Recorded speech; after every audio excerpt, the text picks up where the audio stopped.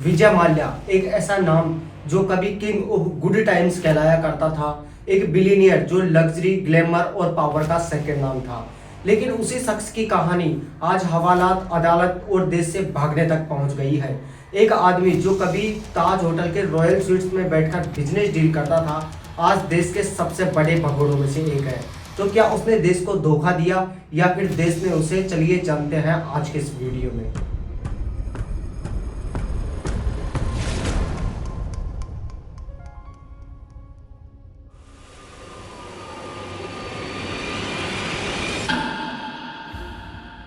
विजय माल्या का जन्म एक अमीर फैमिली में हुआ था। उनके पिता Vitthal Mallya United berries group यानी कि यूबी ग्रुप के चेयरमैन थे। ये वो कंपनी थी जिसने किंगफिशर बियर को इंडिया की पहचान बना दिया। लेकिन विजय माल्या का विजन अपने बाप से भी ज्यादा बड़ा था। उन्होंने सिर्फ बियर तक ही लिमिट नहीं किया अपना सपना। He wanted to build a lifestyle empire, जहां शराब, airlines, formula one racing, IPL team, fashion show सब एक ही ब्रांड के अंडर हो। किंगफिशर 2005 में जब किंगफिशर एयरलाइंस लॉन्च हुई तो उसने इंडिया के एविएशन का चेहरा ही बदल दिया। फर्स्ट टाइम लोगों ने डोमेस्टिक फ्लाइट में एयर होस्टेस को डिजाइनर क्लोथ्स पहनते देखा। इन फ्लाइट्स में एंटरटेनमेंट और एक ऐसा फील था जैसे कि फ्लाइट नहीं, एक लग्जरी राइड हो। लेकिन इसी ड्रीम के पीछे एक ऐसा बिजनेस मॉडल छुपा था जो लॉन्ग टर्म तक सस्टेनेबल नहीं थी। किंगफिशर एयरलाइंस शुरू में लॉस मेकिंग थी, बट विजय माल्या इन्वेस्टमेंट बढ़ाते गए, लोन पे लोन लिया और पब्लिक बैंकों से पैसा उठाया। लेकिन 2008 के ग्लोबल फाइनेंशियल क्राइसिस ने पूरा गेम ही पलट दिया। जेट फ्यूल के प्राइसेस बढ़ गए और रुपीस वीक हो गया और एयरलाइन सेक्टर के लिए ऑपरेटिंग कॉस्ट भी हाई हो गई और किंगफिशर लॉसेस में चली गई।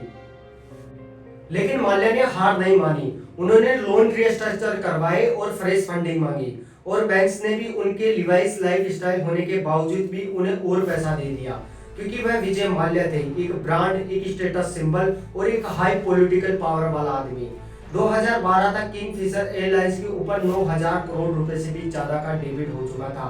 एम्प्लॉइज की सैलरी भी रुक गई थी और फ्लाइट कैंसिल होने लगी और डीजीसीए ने एयरलाइंस का लाइसेंस ही रिमूव कर दिया।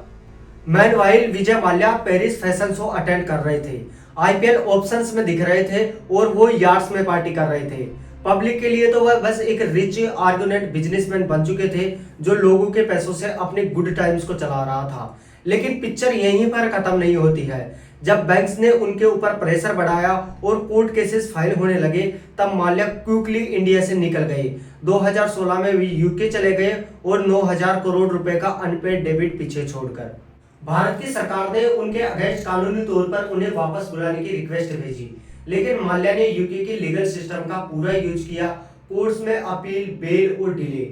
उनका कहना था कि मैं पॉलिटिकल विक्टिम हूं, मेरी कंपनी फेल हुई है, बट मैं चोर नहीं हूं।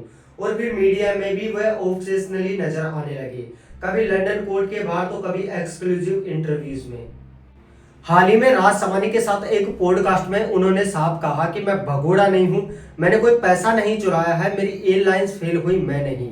लेकिन उन्हीं सांसों में वो ये भी कह देते हैं कि मुझे इंडिया अनफेयरली टारगेट कर रहा है, सिस्टम ने मेरी बर्बादी में हाथ बटाया है। इन सबके बीच एक बड़ा सवाल ये उठता है कि क्या इसके रिस्पॉन्सिबल विजय माल्या थे या फिर हमारा बैंकिंग सिस्टम, रेगुलेटरी बॉडीज और पॉलिटिकल नेक्सस ने भी इस स्कैम को अलाउ किया। सोचिए, जब एक आदमी की एयरलाइंस लगातार लॉसेस में चल रही हो तो क्यों उसे लगातार लोन पे लोन दिए गए? क्यों बैंक्स ने कोलेटरल के बिना पैसा दिया? क्यों ऑडिटर्स ने वार्निंग सिग्नल्स को इग्नोर किए? 2019 में यूके कोर्ट ने माल्या को इंडिया वापस भेजने का अप्रूवल दे दिया, but final decision home secretary के पास था। जब तक माल्या ने पॉलिटिकल अलायंस को एप्लीकेशन डाल दिया था। आज भी वह यूके में है और एक बंगलो में रहते हैं।